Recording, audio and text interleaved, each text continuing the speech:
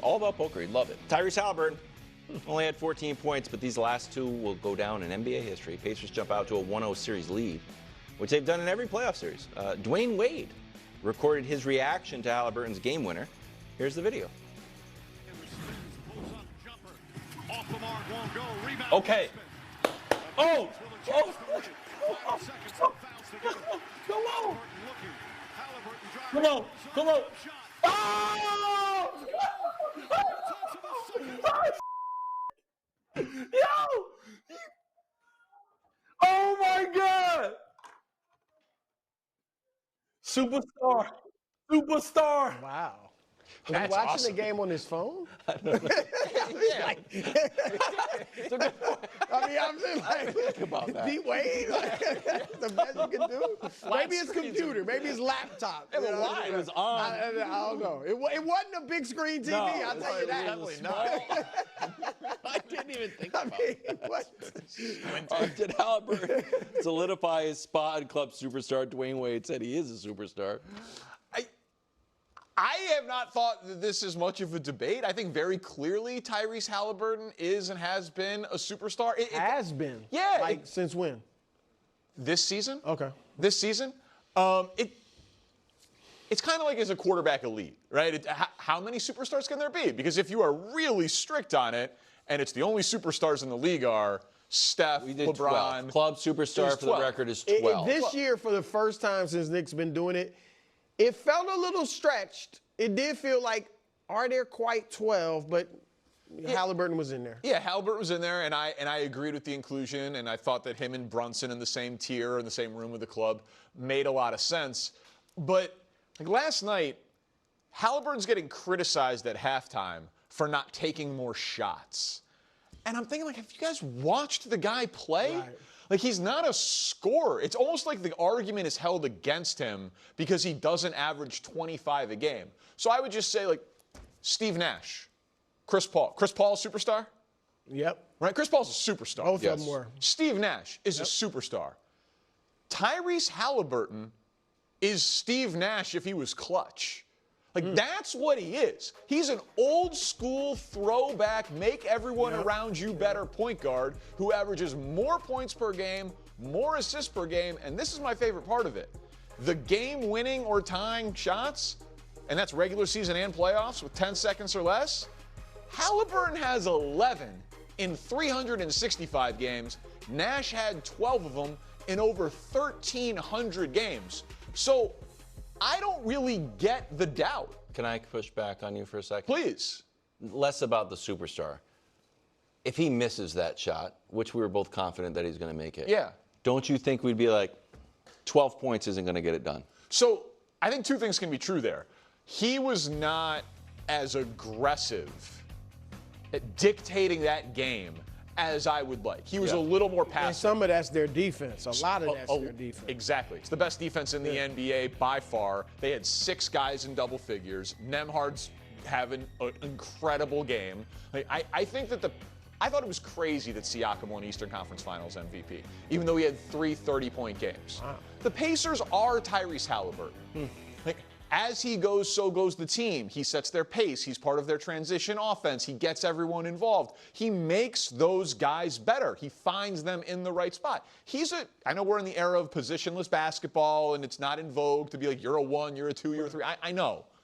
He's a point guard.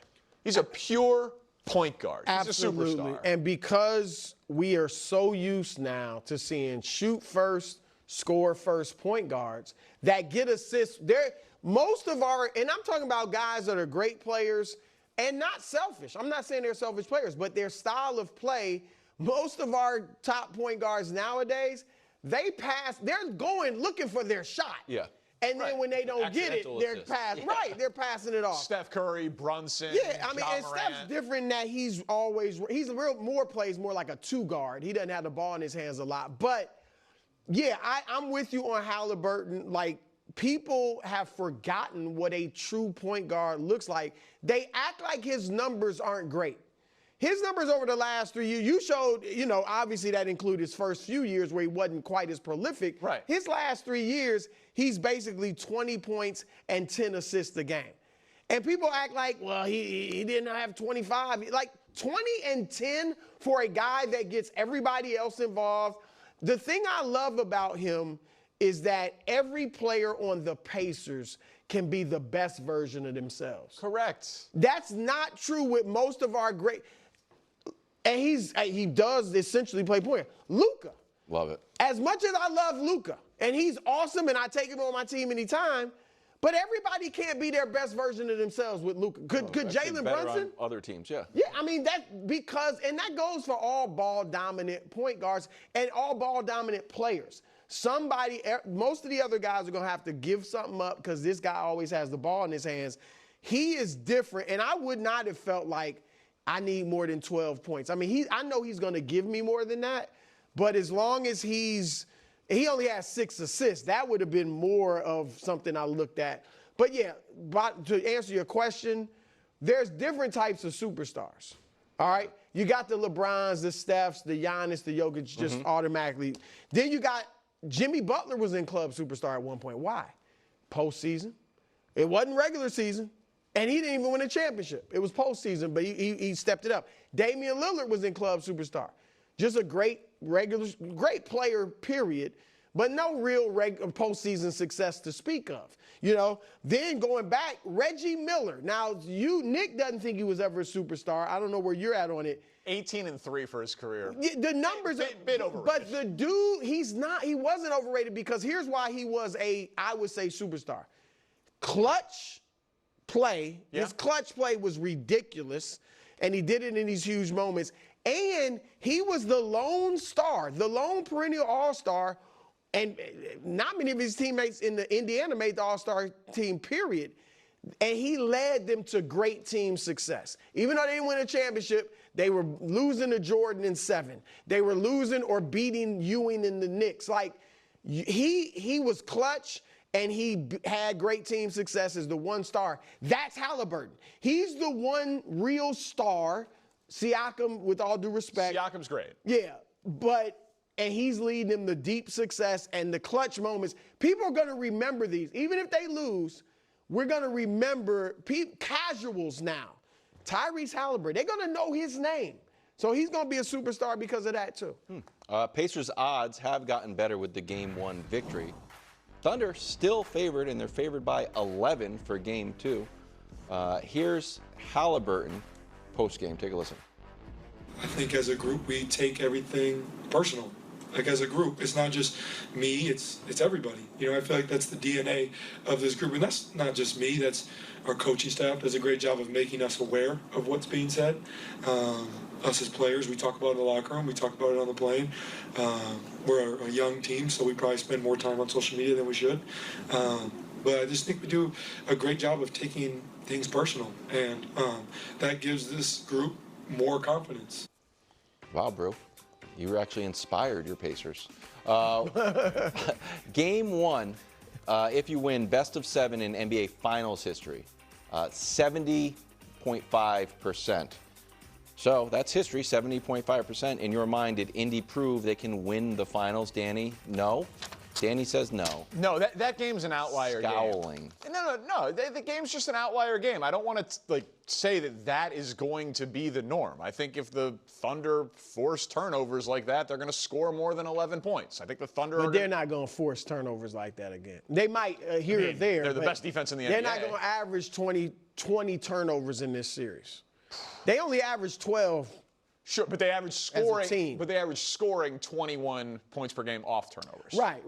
So but I'm saying I think last night was an outlier in that regard too. And I mean, 20 first half turnovers is a huge number. Yeah, but they also shot 39.7% from the floor. That's well below their average. The thing is, the Thunder have earned being this big of a favorite. And like Nick, I'm the gambling guy on the show. Like, in terms of upsets in NBA Finals history this century, the 25 Pacers coming into this were a 5-1 dog. The biggest upset this century is the 04 Pistons over the Lakers, and it would tie it. They were also a 5-1 dog. But that drop line right there, that the Pacers are plus 245 now, so that basically means they're still a 2.5-1 underdog. That means that up 1-0, the Pacers are a bigger underdog than the Raptors were against the Warriors, before game 1 when it was 0-0. They are a significantly bigger underdog, up 1-0, than the Cavs were against the Warriors when it was 0-0.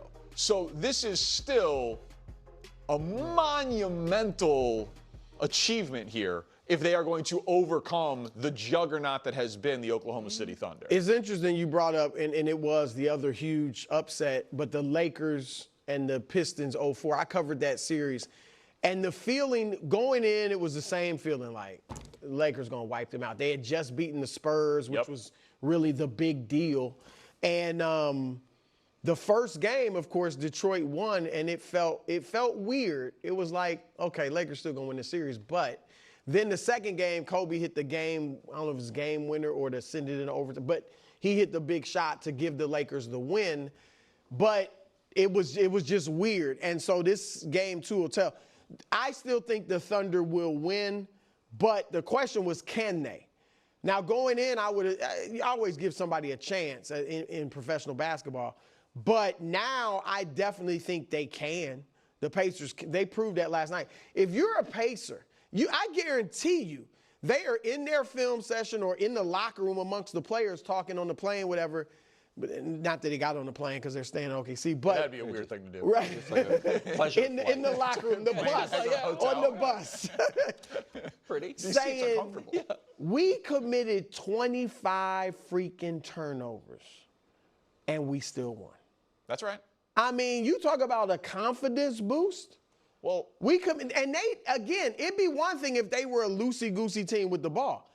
They were like top 5 in the league in fewest turnovers. So they don't generally turn the ball over. And I know that's what OKC does, and they were aggressive, slapping at the ball and all that. But they seem to make a quick adjustment to that in the second half.